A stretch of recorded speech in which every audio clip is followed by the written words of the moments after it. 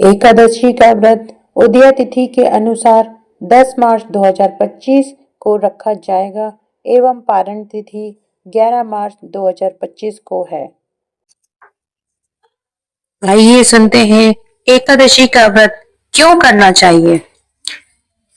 जो पुण्य चंद्र या सूर्य ग्रहण में स्नान या दान से होता है तथा जो पुण्य अन्न दान, जल दान, स्वर्ण दान, भूमि दान, गौ दान, कन्या दान, अश्वमेध आदि यज्ञ करने से मिलता है, उससे भी कई गुना अधिक फल हमें एकादशी का व्रत करने से मिलता है।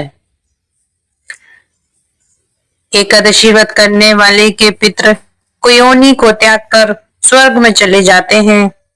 एकादशी व्रत करने वाले के 10 पुरखे पितृपक्ष के और 10 पुरखे मातृ पक्ष के और 10 पुरखे पत्नी पक्ष के बैकुंठ को चले जाते हैं। एकादशी का जन्म भगवान के शरीर से हुआ है। प्रभु के समान पतित पावनी है यह एकादशी व्रत। अतः एकादशी को लाखों लाखों प्रणाम। एकादशी व्रत की विधि।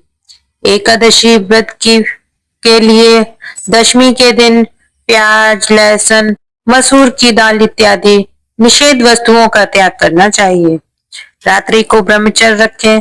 स्त्री से रमण नहीं करना चाहिए। प्रातः एकादशी को लकड़ी का दातुन न करके नींबू, जामुन या आम के पत्ते लेकर चबा लें और उंगली से गले को साफ कर लें। वृक्ष से पत्ता तोड़ना भी वर्जित है, अतः स्वयं गिरा हुआ पत्ता लेकर सेवन करें। फिर स्नान कर मंदिर में जाना चाहिए।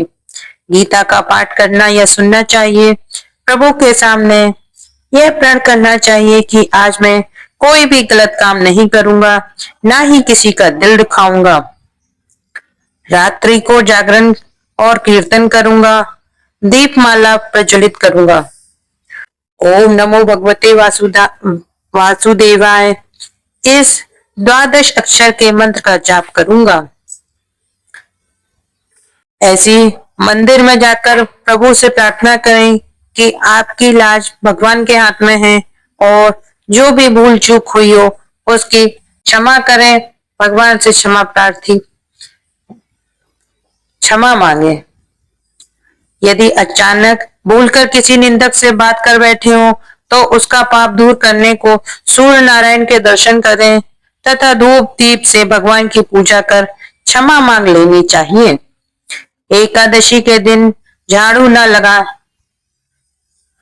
नहीं लगानी चाहिए, क्योंकि झाड़ू में कई बार चींटी जैसे छोटे छोटे जीव मर जाते हैं। तथा बाल नहीं कटाने चाहिए। अधिक बोलना नहीं चाहिए। गृहस्थी पुरुष या स्त्री को अन्न का दान देना चाहिए। एकादशी के दिन अन्न का दान लेना भी वर्जित है।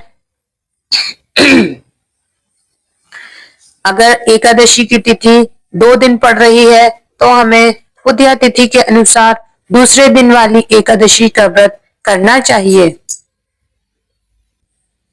एवं उसका पारण अगले दिन द्वादशी के दिन करें और पारण का समय सुबह का समय होता है।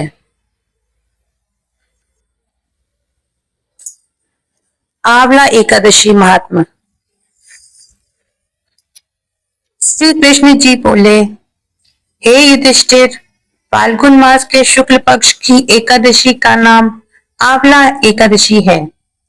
एक समय की बात है, वशिष्ठ मुनि से मानदाता राजा ने पूछा, समस्त पापों का नाश करने वाला कौन सा व्रत है? वशिष्ठ जी बोले, पौराणिक इतिहास कहता हूँ, एक वैश्य नाम की नगरी में चंद्रवंशी राजा चैत्रथ नाम के राजा रहा करते थे। वह बड़े ही धर्मात्मा थे। प्रजा भी उसकी बड़ी ही सद्गुणी थी। बालक से लेकर वृद्ध तक सभी एकादशी का व्रत किया करते थे। एक फाल्गुन माह के शुक्ल पक्ष की एकादशी आई और नगर निवासियों ने रात्रि को जागरण किया। मंदिर में तथा तथा कीर्तन करने लगे। एक बहेलिया जो कि जीव हिंसा से अपना पेट पालता था, मंदिर के कोने में जा बैठा। आज वह शिकारी घर से रूठ चुका था। दिन भर खाया पिया कुछ भी नहीं था। रात्रि को दिल बहलाने के लिए वह बहेलिया बहेलिया यानी कि शिकारी जो शिकार करता है और अपना पेट पालता है, वही शिकारी मंदिर के कोने में जाकर छुप के बैठ गया। वहां विष्णु भगवान की कथा तथा एकादशी व्रत का महात्म्य सुना। रात्रि व्यतीत हो गई उसकी। प्रातः काल घर को चला गया। जब भोजन पाया तो उसकी मृत्यु हो गई। आंवला एकादशी के प्रभाव से उसका जन्म राजा विदुरथ के घर हुआ। नाम उसका वसुरथ प्रसिद्ध हुआ। राजा वसुरथ सत्यव्रत, दान, भक्ति इत्यादि शुभ गुण रखते थे। प्रजा भी उनकी धर्मात्मा थी। एक दिन राजा वन विहार करने गए और दिशा का ज्ञान न रहा तो स्वयं को पागल समझकर एक वृक्ष के नीचे सो गए। आज राजा ने अमल की एकादशी का व्रत रख रखा था। सोते समय भगवान विष्णु का ध्यान लगाकर सोए। इधर मलेच्छों ने राजा को अकेला देखा। मलेच्छों के संबंधियों को किसी दोष के कारण राजा ने दंड दिया था। इसी का मलेच्छों ने राजा से बैर पाल रखा था और उन्होंने मौका पाकर सोचा कि आज राजा से इसका बदला लिया जाए। यही सोचकर वह राजा को मारने आए। उस समय राजा के शरीर में एक से एक सुंदर कन्या उत्पन्न हुई। वह आंवला एकादशी के प्रभाव से उत्पन्न हुई थी। कालिका के समान अट्ट अट्ट करके खप्पर फिराया और उन्होंने मलेच्छों का रुधिर की भिक्षा लेकर अंतर ध्यान हो गई। राजा ने जागकर शत्रुओं को मरा हुआ देखकर आश्चर्य हुआ। मन में कहने लगे, मेरी रक्षा किसने की है? तभी ऊपर से एक आकाशवाणी हुई। आकाशवाणी ने बोला, हे राजन, आंवला एकादशी के प्रभाव से तेरी रक्षा स्वयं भगवान विष्णु ने की है। यह सुनकर राजा वही नतमस्तक हो गए और भगवान विष्णु की जय जयकार करने लगे।